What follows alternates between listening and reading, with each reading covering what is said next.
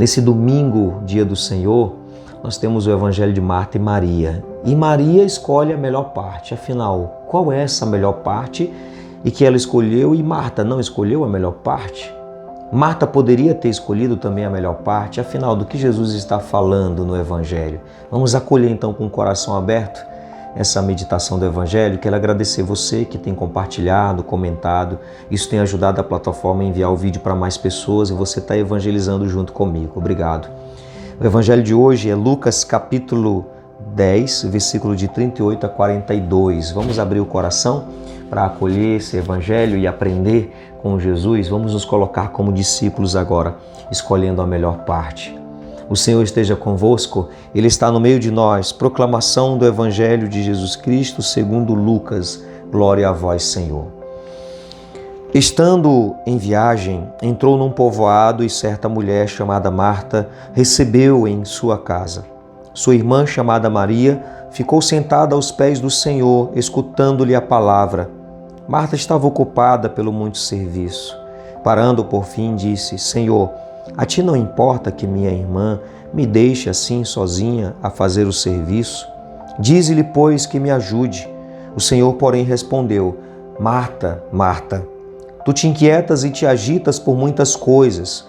No entanto, pouca coisa é necessária, até mesmo uma só.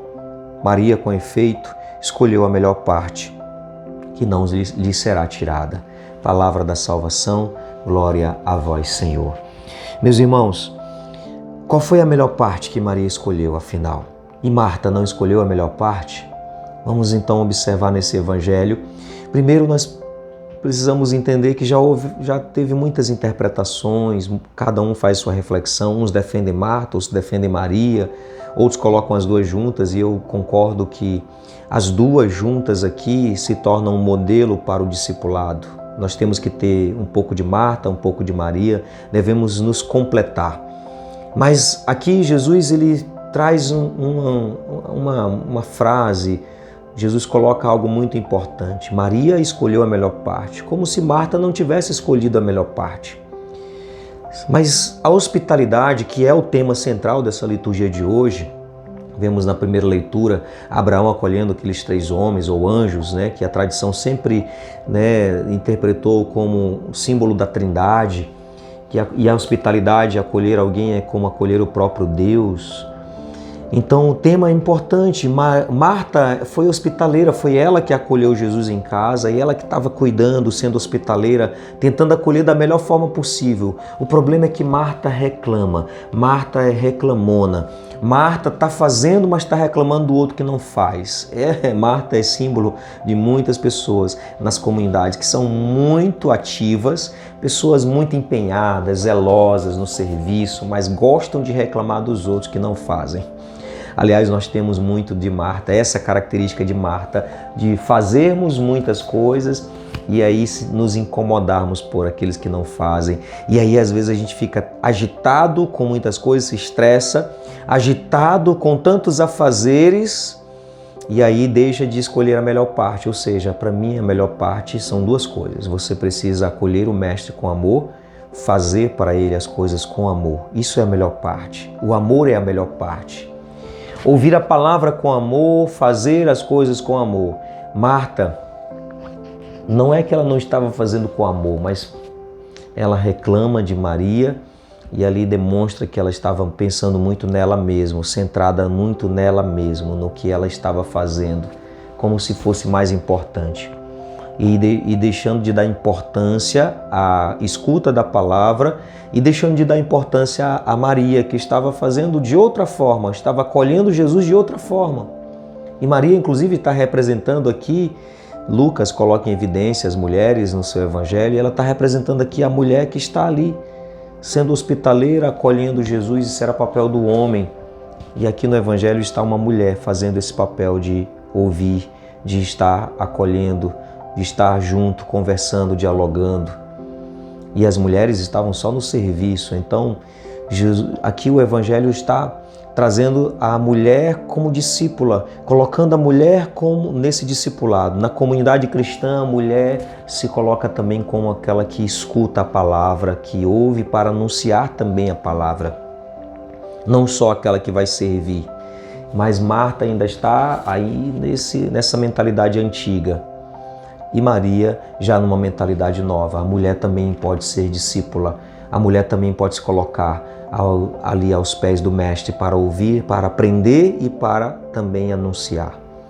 Então ela representa muitas mulheres no tempo de hoje que se tornaram grandes discípulas e anunciadoras do Evangelho.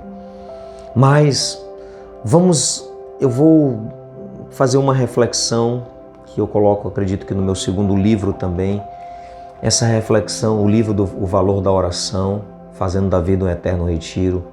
Essa reflexão é muito importante porque Marta era amiga de Jesus. Marta e Maria eram amigos de Jesus. Era amiga mesmo daquelas que têm já uma certa intimidade, tanto é que a maneira que ela fala com Jesus expressa isso. Jesus se hospedava na casa de Marta e Maria e Lázaro, né? São os 3 irmãos. Eram amigos, conhecidos, talvez de muito tempo.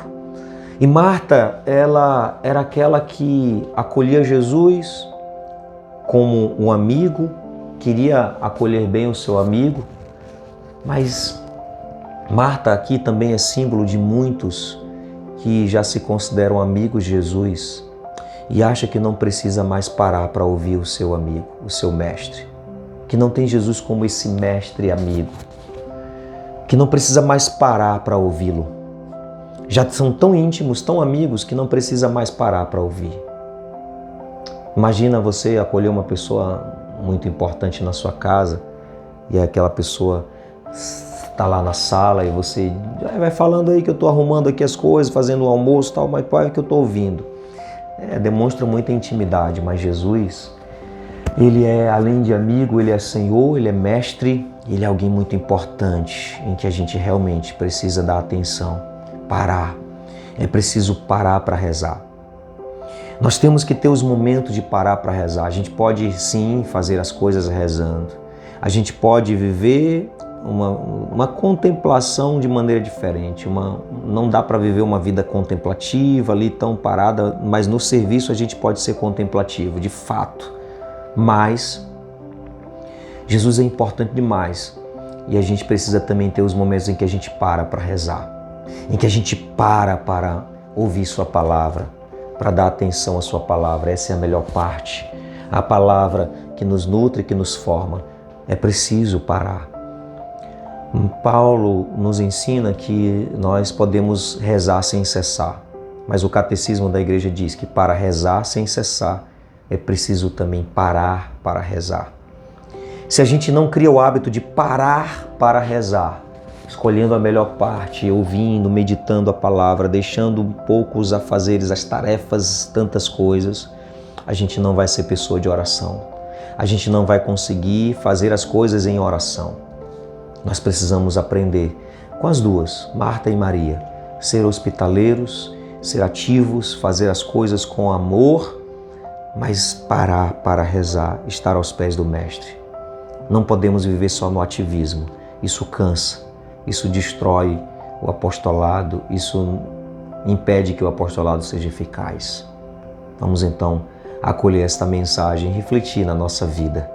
Nós precisamos escolher a melhor parte. Faça tudo o que precisa ser feito, mas faça com amor, sem ficar reclamando do irmão que não está fazendo. Talvez ele tenha um outro jeito de se colocar aos pés do Senhor. Não reclame. Faça sem reclamar. E aqueles que se colocam aos pés do Mestre, se coloquem para ser nutridos, fortalecidos, mas para a ação. Escutem a palavra, estejamos atentos à palavra para levar essa palavra adiante, no testemunho, no serviço. Pai nosso que estais no céu, santificado seja o vosso nome. Venha a nós o vosso reino, seja feita a vossa vontade, assim na terra como no céu. O pão nosso de cada dia nos dai hoje. Perdoai-nos as nossas ofensas, assim como nós perdoamos a quem nos tem ofendido, e não nos deixeis cair em tentação, mas livrai-nos do mal. Amém. O Senhor esteja convosco, Ele está no meio de nós. Que o Senhor abençoe. Ele que é Pai, Filho e Espírito Santo. Amém.